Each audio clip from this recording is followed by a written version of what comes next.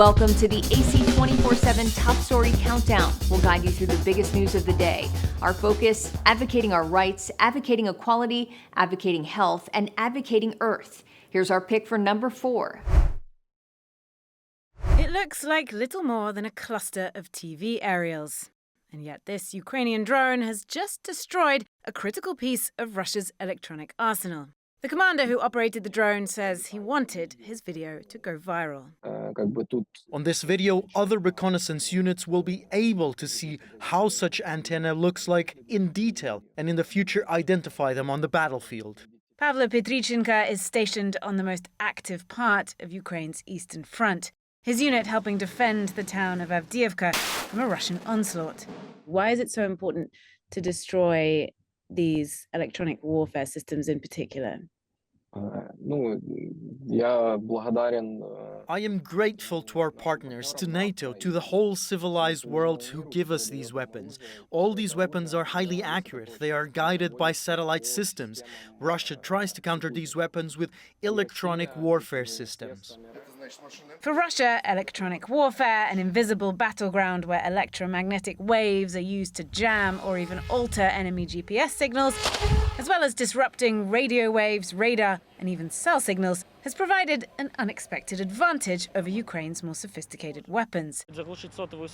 US-provided guided missiles, even some essential HIMARS rocket launchers have been compromised.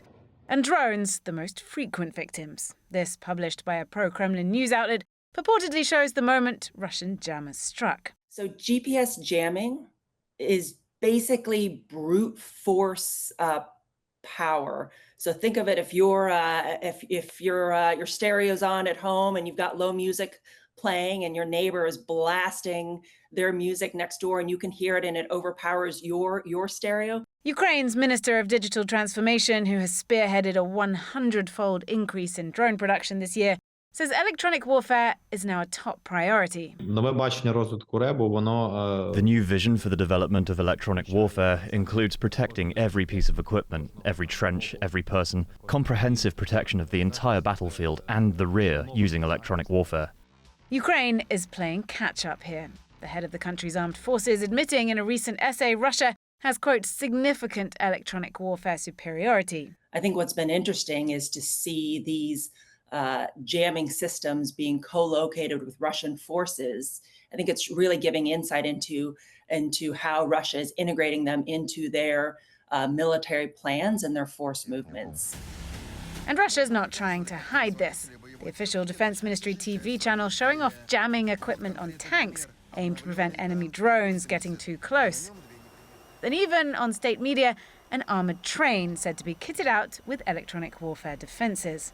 Do you think that electronic warfare is one of the things that could potentially turn the tide in this conflict? One tool is not enough to achieve a breakthrough. It needs to be a combination of certain actions. We're never going to have as much manpower as Russia, but technology can change that.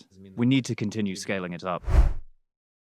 Across the U.S., flu, COVID-19, and RSV are spreading. It is that time of year, and we know that all of the respiratory viral illnesses are starting to ramp up. Flu cases are rising across most of the country, especially in Louisiana, Alabama, Mississippi, Georgia, and South Carolina. While outpatient visits for flu-like illnesses are lower than this time last year, they're still higher than the previous 4 seasons. COVID-19 hospital admissions and emergency department visits are also on the rise again after a few weeks of decline. I was in the hospital on call this holiday weekend, and I'm certainly starting to see more people being hospitalized, mainly with COVID. Dr. Kristen England with Cleveland Clinic says it's not too late to protect you and your family through vaccination. More than a third of adults and children have gotten a flu shot this year. When it comes to the new COVID-19 vaccine,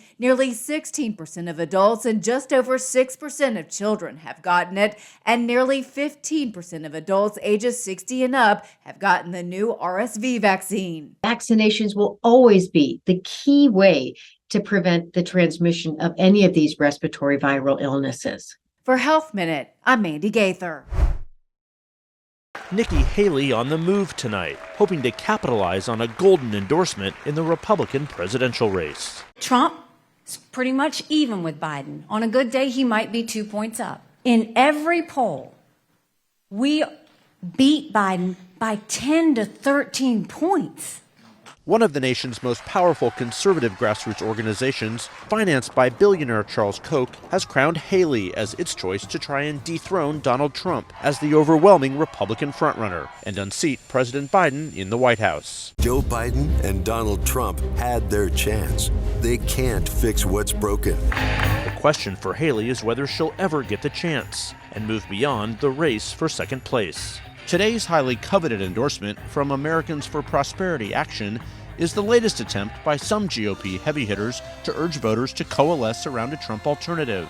The group is pledging to spend millions on television ads and more. Yet it's far from certain how many Republicans are actually looking for one. Right now, Trump has my vote. We met Wayne Graycheck walking into a Haley rally on Monday in South Carolina. Her rise intrigues him, and he's open to her candidacy, yet far from sold. I want to look at all candidates, to see who's going to finally get my vote, but I am strongly leaning towards Trump. That sentiment underscores one of Haley's biggest challenges, navigating a Trump tightrope by appealing to Republicans clamoring for anyone but Trump, even as she works to win over true Trump believers.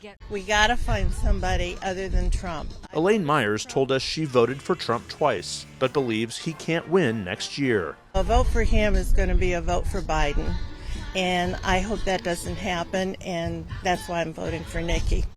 Yet she's hardly the only candidate. Haley is locked in an increasingly bitter battle with Florida Governor Ron DeSantis, particularly in Iowa, where he's won several big endorsements of his own.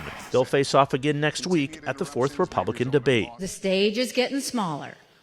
When the stage gets smaller, our chances get bigger. The views of Haley, a former UN ambassador, are now coming under closer view. Her hawkish foreign policy stands in sharp contrast with the rising isolationist strains in her party. Now you have D.C. saying, do we support Ukraine or do we support Israel? Do we support Israel or do we support closing the border? Don't let them tell you that, because that is a false premise. She also faces other potential roadblocks, including Chris Christie's candidacy in New Hampshire. He's trying to win over some of the same independent and moderate Republican voters. Haley makes clear a split ticket benefits Trump above all. We are now in second place in Iowa, second place in New Hampshire, and second place in South Carolina. We just have one more fellow we got to catch up to. The remarkable life of Rosalynn Carter celebrated. Former President Jimmy Carter, who is 99 and receiving hospice care, joining other U.S. presidents, past and present, for a memorial service Tuesday in honor of his late wife. Wife, mother, business manager, political strategist, diplomat, advocate, author. Yet what I remember most about her was her tireless dedication to taking care of others. Rosalynn Carter left an indelible mark on the office of the First Lady.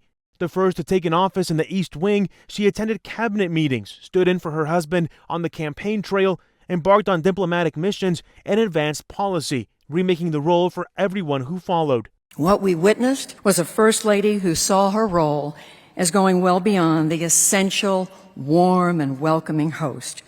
Together, she and her husband also revolutionized life after the White House, devoting their time to innumerable humanitarian efforts, working tirelessly to advance human rights and world peace. Rosalynn's compassion and empathy for those who are suffering was boundless. The legacy of the trailblazing former First Lady carried on through her children, grandchildren, and the countless others she touched throughout her extraordinary life. Because of Rosalynn Carter, millions of lives are better off. What a gift she left. In Atlanta, I'm Ivan Rodriguez.